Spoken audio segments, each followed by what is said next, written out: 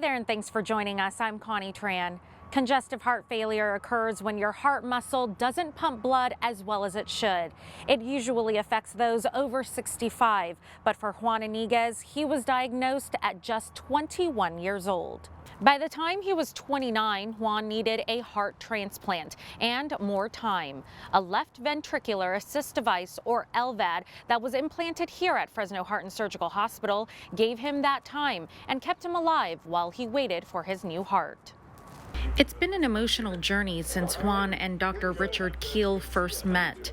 Juan was diagnosed in 2013 with congestive heart failure at only 21 years old. It just got the best of me, and I ended up going to UCSF, and UCSF sent me here to Fresno Heart with Dr. Keel, and Dr. Keel took over my healthcare. Dr. Keel is the co-medical director for heart failure at community medical centers. Heart failure is basically, it's for whatever reason, it's a problem with the heart function, a problem with the structure of the heart, but for whatever reason, the heart can't get the body the oxygen that it requires. When that process is disrupted, people don't get the energy, the oxygen they need, so they start to feel fatigued, tired, short of breath. It releases a bunch of stress hormones. They start to retain fluid. They get a lot of swelling, difficulty breathing, lying flat, and it's really a very debilitating disease. Even when Juan was on aggressive medication, his health was getting progressively worse. Really short of breath. I could literally, right before my LVAD surgery, I remember I could only walk maybe a distance of 5 to 10 feet.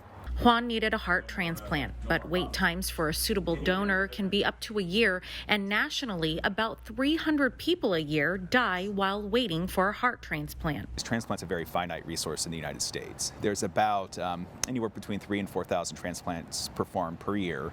And there's probably at any given time 80,000 people who would qualify just based on the severity of their heart failure. While Juan waited for a suitable donor, Dr. Keel explains his next plan of action. After sort of careful discussion with the folks back at UCSF main campus as well as our team here, we decided that using the left ventricular assist device as sort of a bridge to get him to the point where he would be capable of really succeeding with transplant was decided upon. Left ventricular assist device is also known as LVAD. They're often called a bridge to transplant. The LVAD is pretty much a implanted pump that pretty much bypasses the left ventricle and pumps your blood from the left side of your heart up to your aorta.